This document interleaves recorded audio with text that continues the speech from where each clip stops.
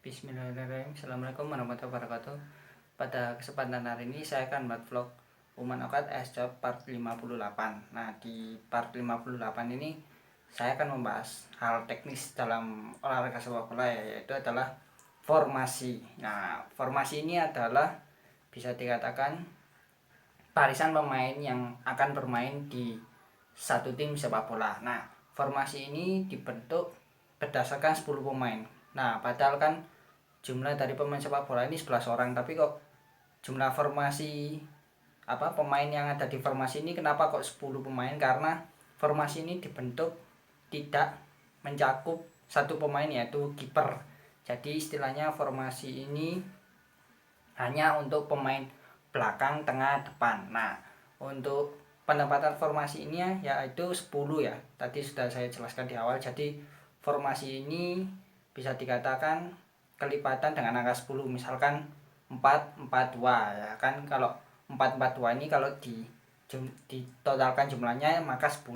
Kemudian ada 5-4-1. Kemudian kalau ditotalkan juga ada 10. Kemudian ada 4-2-3-1, kalau ditotalkan juga 10. Nah, seperti itu sebenarnya.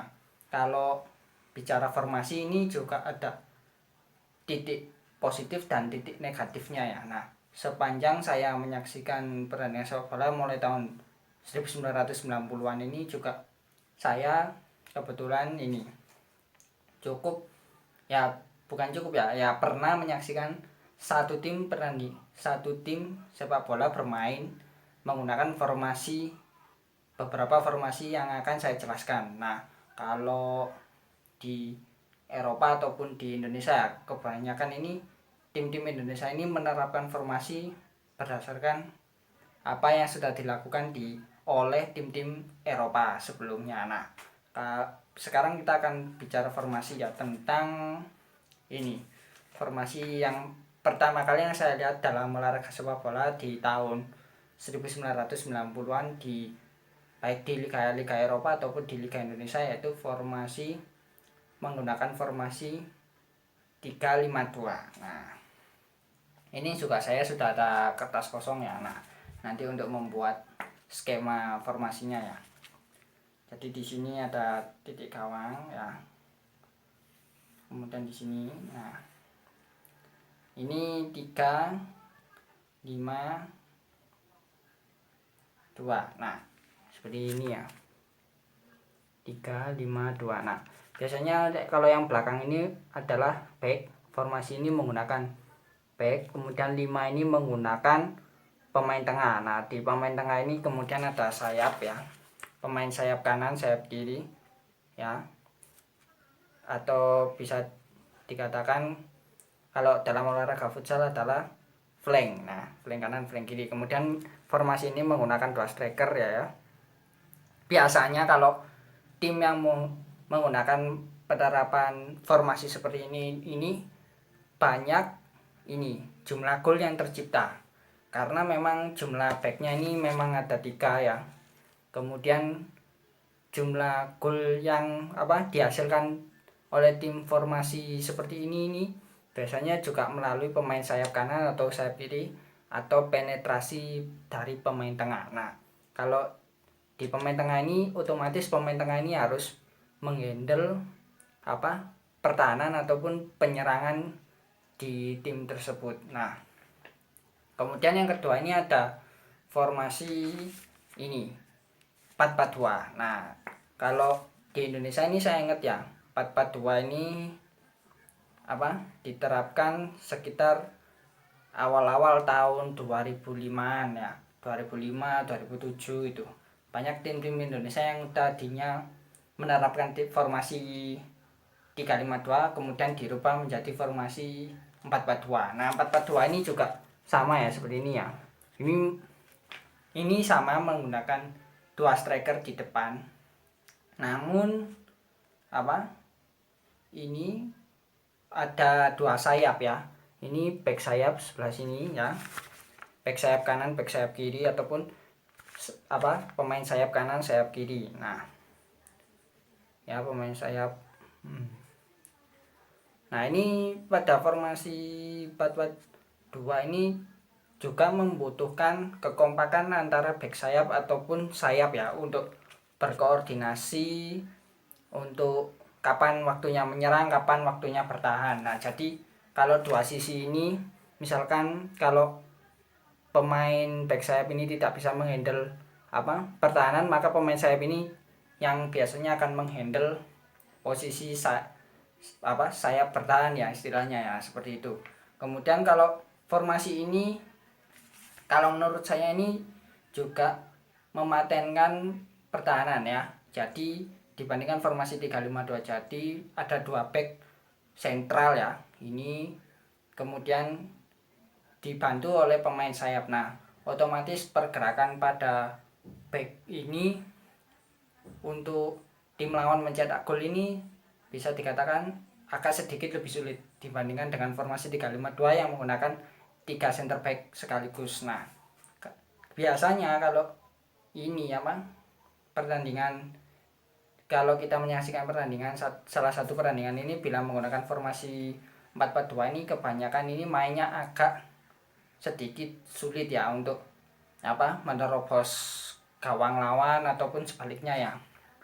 Ini karena memang formasi ini membutuhkan kejelian seperti yang saya jelaskan di awal, yaitu antara pemain sayap ataupun pemain back sayap. Nah, kemudian kalau penetrasi pemain tengah ini juga berpengaruh ya, untuk menghandle back sayap ataupun memberikan peluang kepada striker untuk mencetak gol. Nah, ini formasi kedua ini sudah saya bahas ya. Kemudian saya akan menjelaskan formasi yang ketiga yang pernah saya lihat, yaitu di periode tahun 2012 awal lah ya, ketika saya menyaksikan formasi yang ketiga ini, yaitu ketika menyaksikan pertandingan tim Everton FC di musim 2013-2014an, yaitu formasi 4-2-3-1. Nah,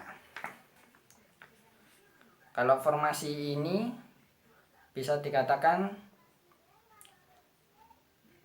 adalah ini formasi baru istilahnya, karena di formasi 4-2-3-1 ini menggunakan satu striker, kemudian sayap ini ada dua ya di depan sini, kemudian satu ini ada second striker. Nah, second striker ini bertugas untuk membantu mensuplai peluang yang nantinya akan diberikan kepada striker atau ujung tombak ini ya, striker depan ini. Kemudian kalau tugasnya ini, pemain sayap ini ya otomatis membantu distribusi striker kepada striker ya, melalui sayap, baik sayap kanan ataupun sayap kiri. Nah, kalau di formasi 4-2-3-1 ini ada dua jangkar. Nah, jangkar ini atau istilahnya disebut oleh tukang potong rumput atau gelandang pengangkut air. Nah, ini membutuhkan gelandang yang bukan hanya lugas ya, tapi juga harus smart untuk memotong aliran bola tim lawan ya. Biasanya kalau pemain jangkar ini paling sering yang mendapatkan kartu kuning ataupun kartu merah pada formasi seperti ini, yaitu formasi 4-2-3-1. Namun kalau formasi 4-2-3-1 ini juga sama ya seperti formasi 4-4-2, di mana back sayap ini juga harus berkoordinasi satu sama lain seperti formasi 4-4-2 tadi dengan dengan pemain sayap yang ditempatkan di sebelahnya ini second striker ya, di depan ini. Kemudian kalau back ini juga sama ya seperti formasi 4-4-2, ada dua center back yang menjaga pertahanan dalam formasi tersebut. Dan yang terakhir yang pernah saya lihat yaitu formasi 5-4-1. Nah, ini unik ini kalau formasi 5-4-1 ini. Ini kenapa kok bisa unik? Karena ini adalah formasi untuk satu tim yang menerapkan sistem parkir bus. Nah, sistem parkir bus ini istilahnya muncul ya ketika Jose Mourinho melatih Inter Milan di salah satu pertandingan semifinal Liga Champions melawan Barcelona di Camp Nou Stadion atau stadionnya Barcelona ini. Inter ini di semifinal lolos ya ke final Liga Champions di musim sekitar 2009-2010 ini dengan menerapkan formasi yang disebut parkir busnya. Jadi di sini ada 5 center back ya.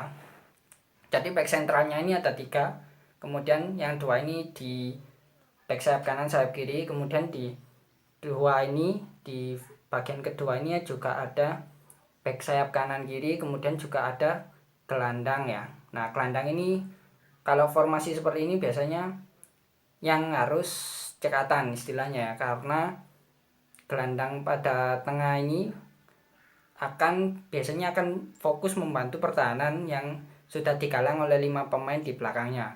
Namun bila ada peluang sedikit pun, ini gelandang ini juga harus bekerja mensuplai striker yang bisa dikatakan menjadi ujung tombak ya dalam formasi 5-4-1 ini. Nah, terlepas dari kontroversi ataupun istilahnya formasi ini adalah formasi yang merusak olahraga sepak bola. Nah, ini bisa dikatakan kalau menurut saya sah-sah aja ya, dan ini adalah hal-hal menarik yang membuat rame sepak bola untuk diperbincangkan. Nah, kalau di akhir-akhir ini juga kalau saya lihat sendiri ini sudah jarang ya menggunakan tim-tim sepak bola ini jarang menggunakan formasi 5-4-1 ini, kecuali kalau memang biasanya ini kalau saya melihatnya ini tim yang menggunakan formasi 5-1 ini adalah tim yang ini kompetisi di turnamen baik di Euro ataupun di Piala Dunia. Kalau misalkan posisi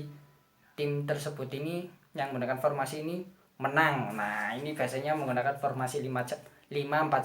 Nah, demikian ya vlog saya kali ini, vlog yang membahas teknis tentang formasi pada olahraga sepak bola. Wassalamualaikum warahmatullahi wabarakatuh.